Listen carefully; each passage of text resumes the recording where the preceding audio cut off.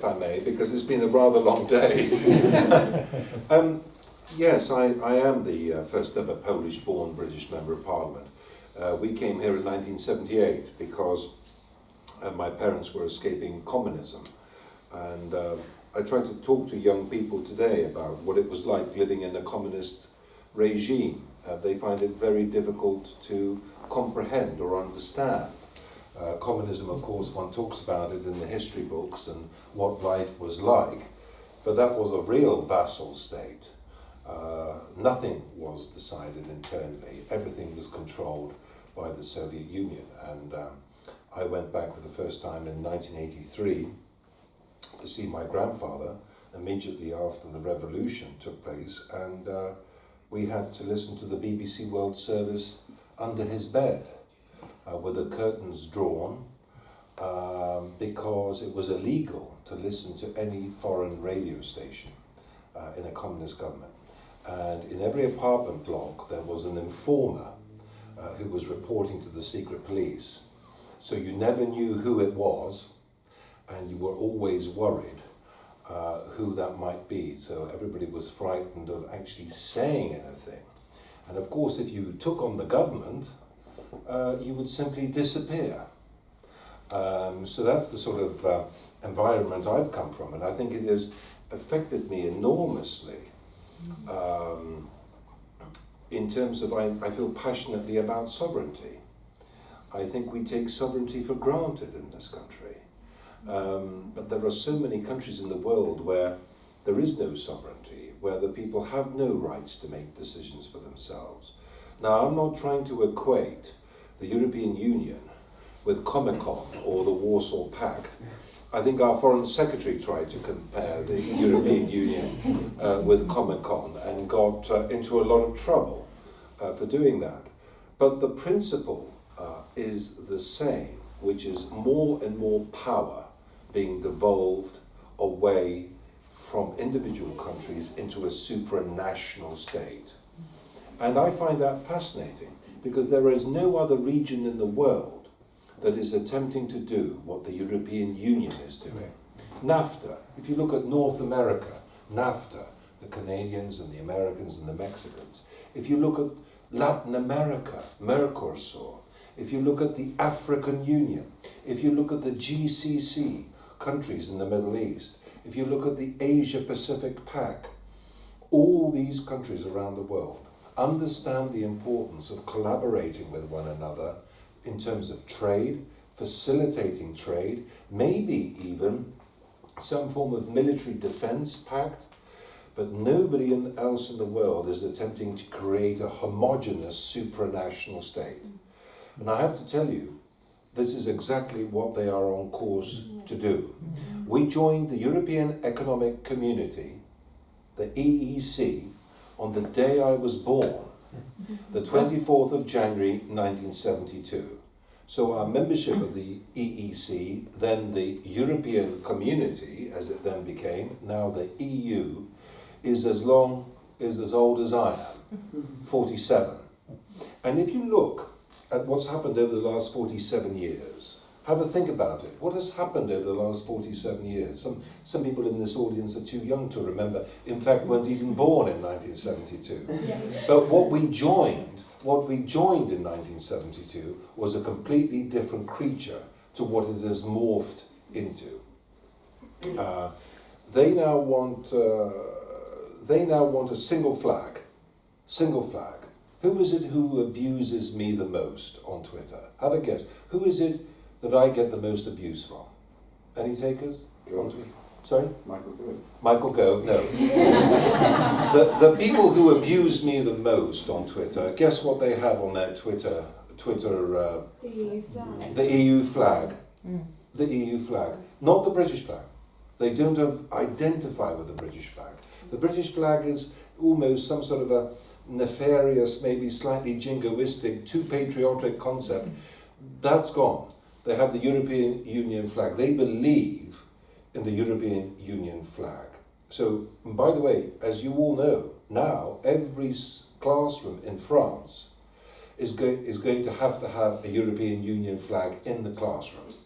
No say, You don't have any rights, you have to have the European Union flag. Mr. Juncker has said that he wants his legacy to be a single president of the EU Commission. You know, at the moment we have two presidents, Tusk and Juncker. They want his legacy to be a single president of the Commission. So a single flag, a single flag and a single president. Now they are talking about a single European army. Can you imagine that? We have had peace, and the youngsters here, of course, have known nothing but peace. But we have had peace on the continent of Europe for 70 years. Why? Through NATO. An organisation which has its linchpin in the superpower that is the United States of America. There are 6 countries, when we pull out of the European Union, that are inextricably linked to the common defence of our continent. Who can name them? France. No. 6 countries that are not members of the European Union, but NATO countries that are inextricably linked to the common defence of our continent. Turkey. No, America, Canada, Australia. no, America, Canada, Norway, Iceland, the United Kingdom, as we pull out, and Turkey. Turkey. 6 hugely important countries which are committed to the defence of our continent without being members of the European Union. 2 of them happen to be permanent members of the UN Security Council. Only happens to be the most important international body in the world. The United States of America and Britain. Who is going to keep the Atlantic open during the event of a war between Russia and America? Well, the Canadians and Iceland will help in that. Norway in the extreme north, in the Arctic, bordering Russia. Turkey in the south, protecting our southern flank from ISIS. Can you imagine a scenario where they create a single European army, which at best will duplicate the services of NATO, and at worst will usurp the supremacy of NATO? We've already heard Monsieur Macron saying they need an EU army to protect themselves from the United States of America. He said that. There could be an eventuality where we need to protect ourselves from America.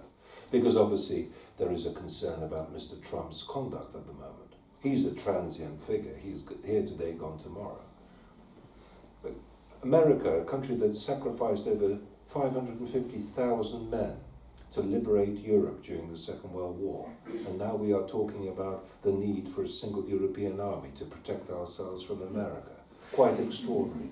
So a single flag, single parliament, single European army, single foreign policy, and I'll come on to talking to you about that. Please ask me a question about single foreign policy, but at the moment, as you know, there is a huge difference of approach to Iran, a country that's causing chaos and mayhem in the Middle East. The Europeans want to engage with Iran.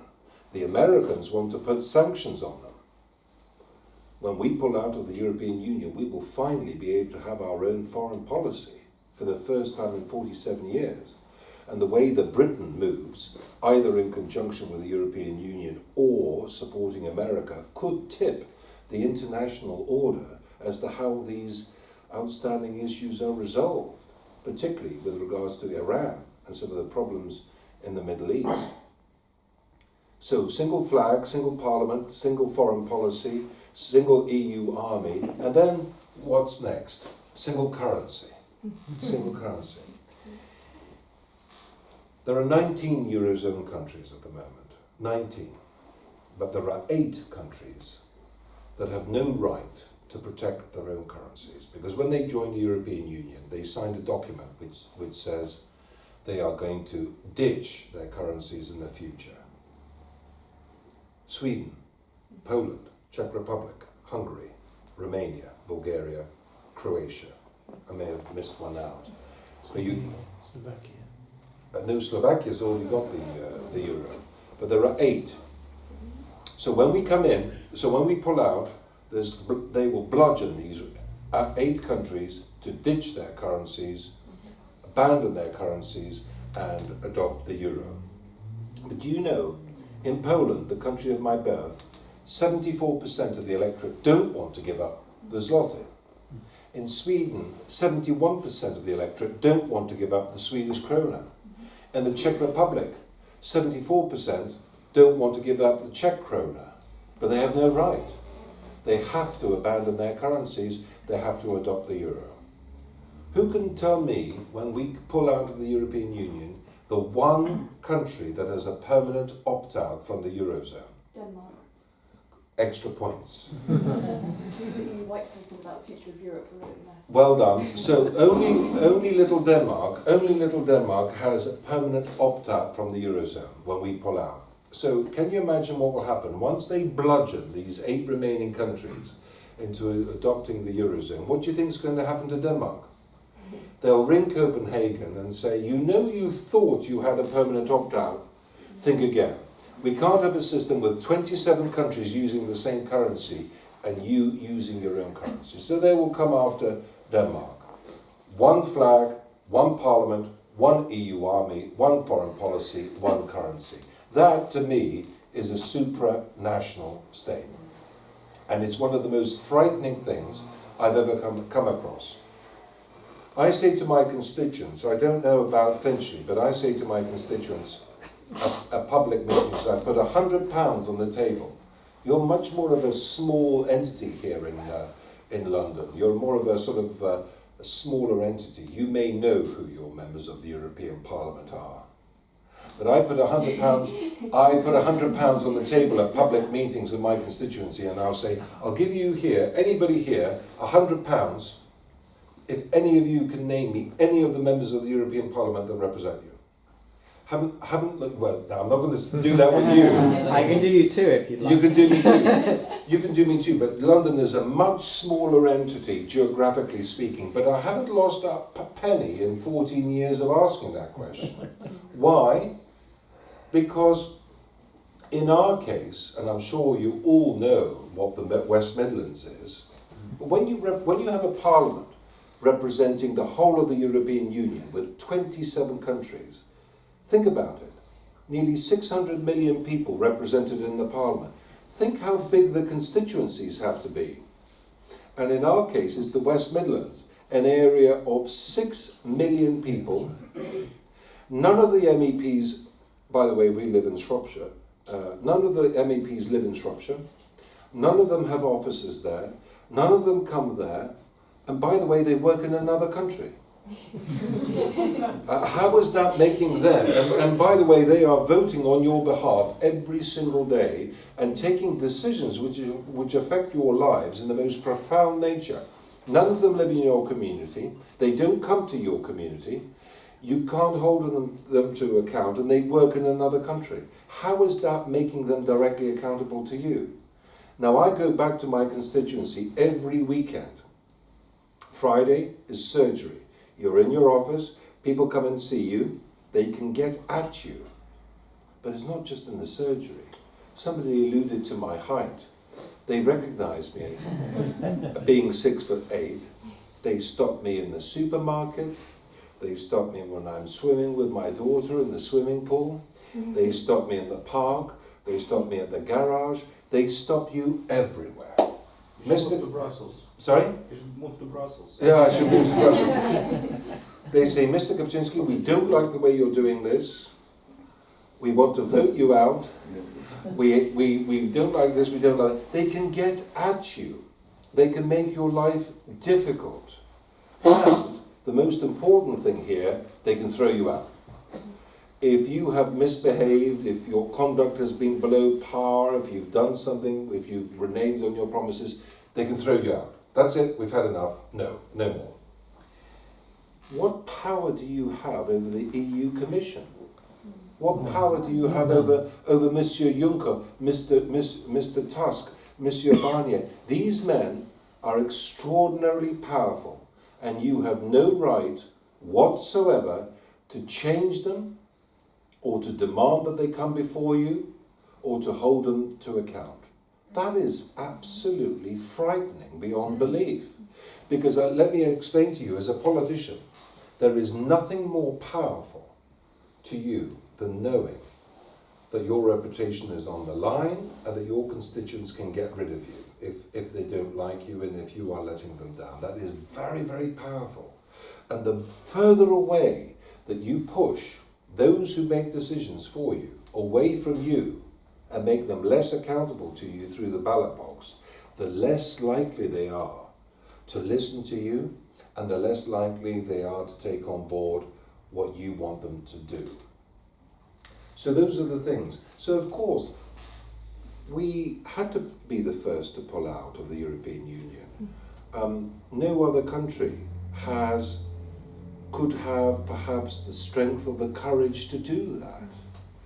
This is a very courageous nation. I think the people of this country are very courageous. I speak that as somebody who has come from overseas. I think we tend to hide our light under a bushel in this country. I think we underestimate our international reputation and how people view us. But I have to say to you, it was inevitable that we would be the first to do this. And is it difficult? Of course it is. There are no road signs. There's no road map here. We're on virgin territory. Nobody has done this before. But the British people have had the courage to do this. And I was speaking to this gentleman before we started, every time, I think it was you who said this, or maybe somebody else, but every time the people of any European country have had the temerity to take on, it was your wife, every time, any time the people of any European country have had the temerity to say, no, sorry, this is not for us, be it Ireland, France, or Denmark, they have been told, no, you've made a mistake, naughty, go back, vote again until you get it right. Now this time they've picked a fight with the wrong people. We are not going to back down. We are not going to have another referendum, and we are going to implement this decision, and we are going to demonstrate to other European countries that you can have common defence through NATO, you can have effective trade without being forced into a political and currency union with one another. And this is my message to the Poles. The Poles are only really interested in defence and trade.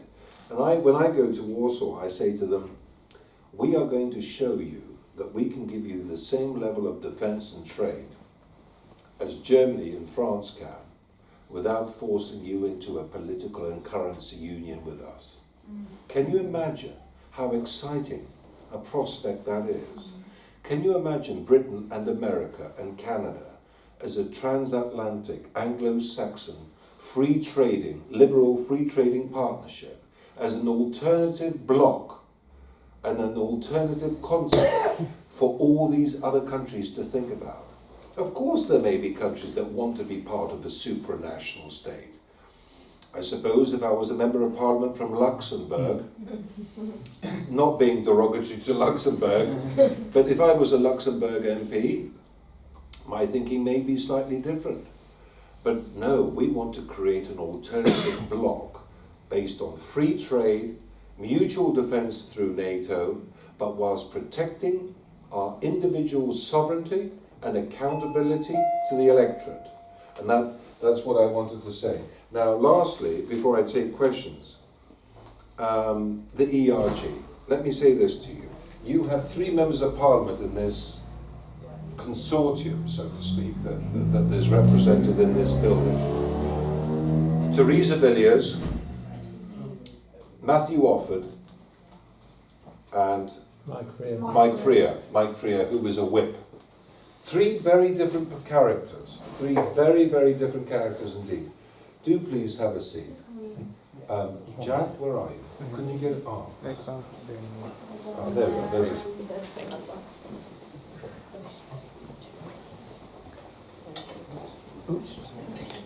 So, you've got three members of parliament here, and what I would say to you is this. And I'm not here to ask you to lobby them in any way. I think that might be slightly inappropriate for me to come here and ask you to lobby those 3 members of parliament in one way or another. But I do know that Mike Freer, as a government whip, and Mr. Offord, my understanding is, will be voting for the withdrawal agreement. And Theresa Villiers, my understanding from the ERG last night, will be voting against. So you've got 2 to 3 here. But let me tell you why I am voting for the withdrawal agreement. I voted against it for the first time, and I voted against it the second time. And that was primarily because we were very concerned about the Northern Ireland backstop and the ramifications of what could happen to Northern Ireland, and in fact indeed the integrity of the United Kingdom, if these issues weren't resolved. We voted against. We sent the Prime Minister back to Brussels. We refused to ratify the withdrawal agreement. But the reason why many of us are voting for it this time, in fact tomorrow, is this. I've been a Member of Parliament now for 14 years and I've never experienced anything like it. Senior members of my association came to me and said, we will support you whatever you do. It's your decision.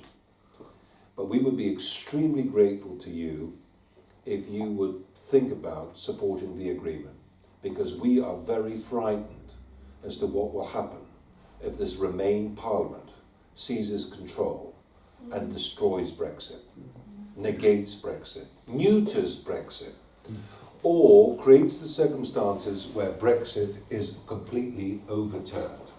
You saw what happened last night in the House of Commons. I don't need to explain to you in triplicate what happened in the House of Commons last night.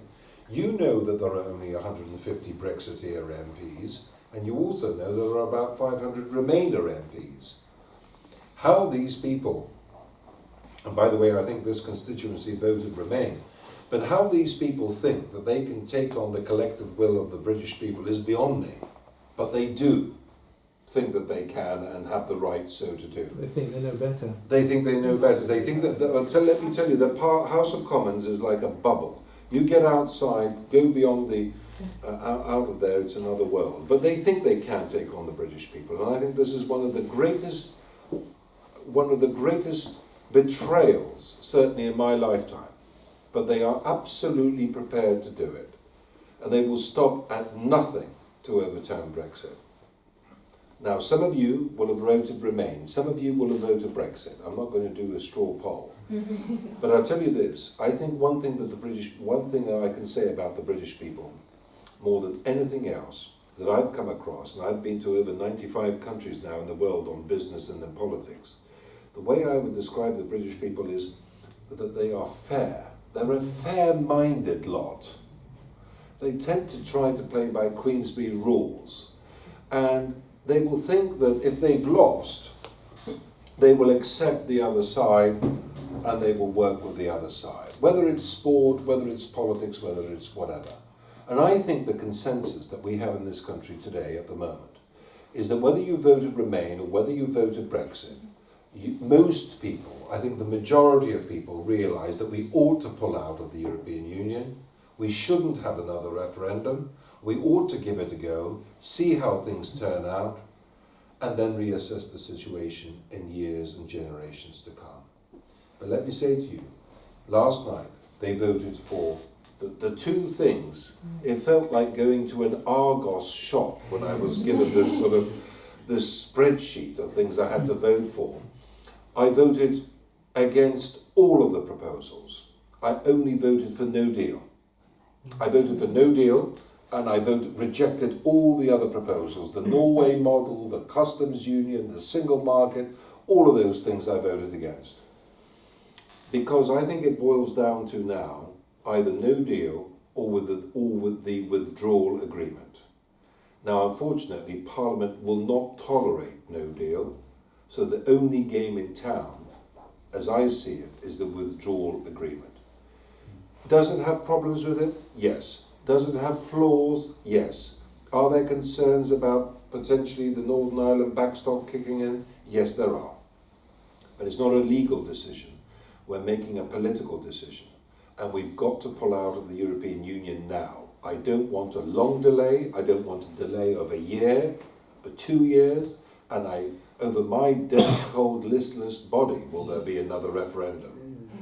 And isn't it interesting, and this is the last thing I will say, the gentleman in my constituency who is the leading protagonist of another referendum, who had a coachload of my constituents coming down to London to be part of this mass protest that we saw in London.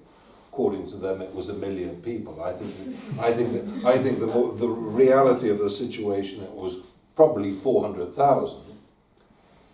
But the gentleman who wants to have this another referendum, he wrote to me last week, furious that I've changed my mind, that I'm actually now voting for the deal. Do you know why? Yes. Because in his eyes, and this lady understands, in his eyes, the gridlock that has ensued, if it continues, will be the greatest opportunity for him to get what he wants, which is another referendum. And ladies and gentlemen, if we don't pass this withdrawal agreement tomorrow, or the week after, if we have this delay of a year or 2 years, there is a serious possibility, with the way that Parliament is composed, that we will have another referendum, and in that referendum, we could lose. And can you imagine the scenario we lose by 52 to 48? It's not, you laugh, but it's not impossible, it's not inconceivable. And if we lose, what then happens? It will be like the final of the men's Wimbledon final, the best of 5. We've seen what's happened to countries where the other side aren't prepared to accept the result. Do some of you remember Quebec? What happened in Quebec? For the independence referendum, Quebec wanted to become for the young man at the back. Quebec wanted to become independent from Canada. Quebec is a French-speaking part of Canada, and they wanted to become independent. They had a ping-pong of referendums over decades because each side refused to accept the result and then demanded another referendum. I'm not prepared to have that sort of scenario. We are constantly going back to the referendum box. No, we've made a decision. 17.4 people voted for Brexit. Let's respect that decision. Let's pull out. And I am absolutely convinced that when we do pull out, we will thrive outside of the European Union. Absolutely. We will thrive outside of the European, unshackled by the regulations, by the diktats, by the bureaucracy. We will thrive, and we will create a path with breadcrumbs for others to follow, because they will see that there is life outside of the European Union. So those are the only things I wanted to say to you, and now I'd like to listen to what you have to say and take your questions. Thank you. Can I say this?